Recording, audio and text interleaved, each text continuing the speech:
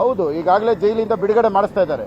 ಜೈಲಲ್ಲಿ ಇದ್ದಂತ ಮರ್ಡರ್ ಕೇಸಲ್ಲಿ ಇದ್ದಂಥವ್ರನ್ನೆಲ್ಲ ಜೈಲಿಂದ ಬಿಡುಗಡೆ ಮಾಡಿಸೋದು, ಅವ್ರ ಮುಖಾಂತರ ಬೆದರಿಕೆ ಹಾಕೋದು, ಇದು ನಡೀತಾ ಇದೆ. ನೀವೇ ಅಲ್ಲಿರುವ ಕಾರ್ಯಕರ್ತರ ಮೇಲೆ ಕೇಸ್ಗಳನ್ನ ಹಾಕಿ ಜಾಸ್ತಿ ಒಳಗಾಕಿ. ಈಗ ಕೇಸ್ಗಳು ಹಾಕಿರೋದು ಒಂದೇ ವೇದಿಕೆಯಲ್ಲಿ ಚರ್ಚೆಗೆ ನಾನು ಸಿದ್ಧವಾಗಿದ್ದೀನಿ.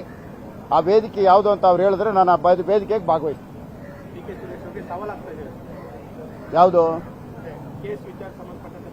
ಎಲ್ಲಿ ಯಾರು ಹಾಕಿದ್ದಾರೆ ಅದಕ್ಕೊಂದು ವೇದಿಕೆ ಮಾಡಿದ್ರೆ ಆ ವೇದಿಕೆಯಲ್ಲಿ ಇಬ್ಬರು ಮುಖಾಮುಖಿ ಚರ್ಚೆ ಮಾಡೋಣ.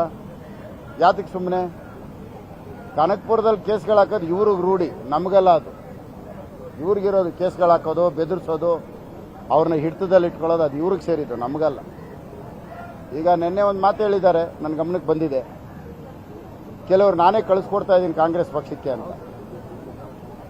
ಈಗಾಗಲೇ 40 ಜನನ ಜೊತೆಯಲ್ಲಿ ಇಟ್ಕೊಂಡು ಕಾಯ್ತಾ ಇದ್ದಾರೆ ನಮ್ಮ ಜೊತೆ ಬರೋದಕ್ಕೆ. ಡಿ ಕೆ ಶಿವಕುಮಾರ್ ನಾವು ಬಾಗಿಲು ತೆಗೆದ್ರೆ 40 ಜನ ಜೊತೆಯಲ್ಲಿ ಬಂದ್ಬಿಡ್ತಾರೆ. ನಾವು ಬಾಗಿಲು ತೆಗೀತಾ ಇಲ್ಲ, ನಾವು ಕಳಿಸುವಂತ ಪ್ರಶ್ನೆನೇ ಇಲ್ಲ. ಇದನ್ನ ಅವ್ರು ತಿಳ್ಕೋಬೇಕು.